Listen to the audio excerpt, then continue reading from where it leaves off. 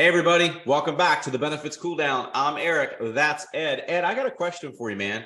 When you started in the benefits industry back in 1963, no, not that old. When you started in the benefits industry back in, I guess, the late 2000s or so, I believe it was prior to 2010, has anything changed? And what I mean by that, because that's a loaded question, right? What I really mean by that is when you started, it was probably more singular focused. It was more tunnel vision to one or two or three different things. But nowadays, I don't know about you, I feel like there's been a lot of what my good friend and partner in crime on video for years ago, Kevin Curran over at Salt Margin, he likes to call responsibility creep. More and more responsibilities creep into the size and scope of different advisors, brokers, and consultants. Do you feel that too? And can you elaborate a little bit? I mean, responsibility creep is probably one of the best ways to share it, but I also think it's mindset at the same time, because Sure. the definition of employee benefits can mean so many different things to people, right? I know one thing has changed since the late 2000s when I started is how many gray hairs I've grown in this business. It's stressful, Facts. but it's stressful in a good way. Thanks for pointing that out. It's stressful in a good way. I think you're right. When I first started in this business, it was very singular focused. It was very insurance based, medical, dental, vision, life, disability, in that order.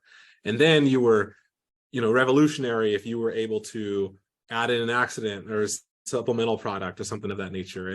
And at least that's how the early stages of my career were. Now, fast forward to a few years later, you start figuring out exactly what your own particular why is, right? I'm a Simon Sinek fan, so I love his whole golden circle rule. So starting with why, figuring out exactly what my why is, in understanding what other people's whys are, but also helping employers understand why they are even offering employee benefits in the first place. And for me, it became two different worlds where one side of it is, what is the definition of employee benefits anyways? Why is the conversation always insurance? Right. And I get that's our core competency, that as an insurance broker. But if we're called an employee benefits broker, advisor, or something of that nature, that to me means a lot of things that have to do with benefiting the employee, right?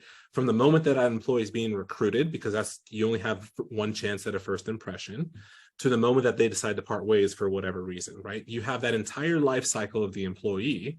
And as employee benefits advisors, we have the unbelievable opportunity to help employers enhance that particular experience. So working in tandem with HR and with the finance teams to give them that perfect intersection of plan design and cost, but also from an education perspective and understanding and how HR and making the life easier for HR at the same time, right? Because we've had multiple different generations coming through the workforce, we have much, millennials are becoming more decision makers in businesses and things of that nature, right?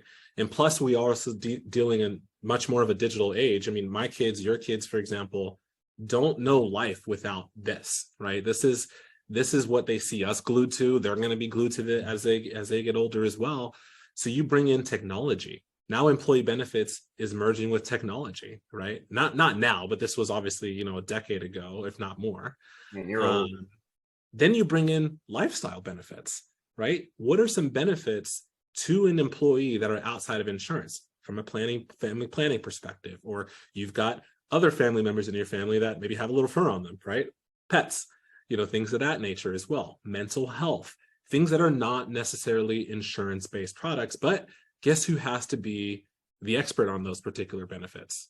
Us, you and I, right? We need to be able to provide these solutions to employers. Now, my question then becomes, because this is kind of an expansive, the definition of employee benefits is growing more and more and more every single year. I feel like, we hit the NOS button again when we hit 2020. That was another year where employers were super focused on lifestyle benefits.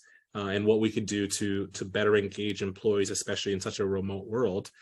But when does it become too much for a benefit advisor, right? Because, at the end of the day, again, our core competency is that particular insurance side. Now, that's a question that I think is going to be a different answer for every different advisor at the end of the day.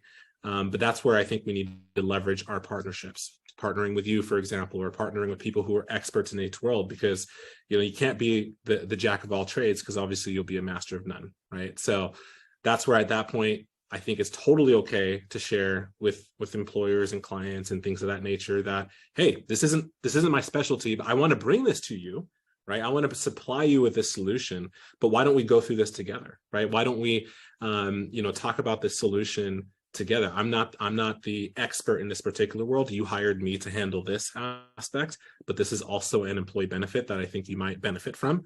So let's go through this together. Let's talk to the expert in this arena. And I think so the leveraging of partnerships is going to become even more prevalent as we at least try to navigate how to handle the influx of more and more employee benefits that are growing year over year. So again, the definition of employee benefits is, I don't see it stopping and growing, right? I think you and I are going to continue to have this conversation a year from now.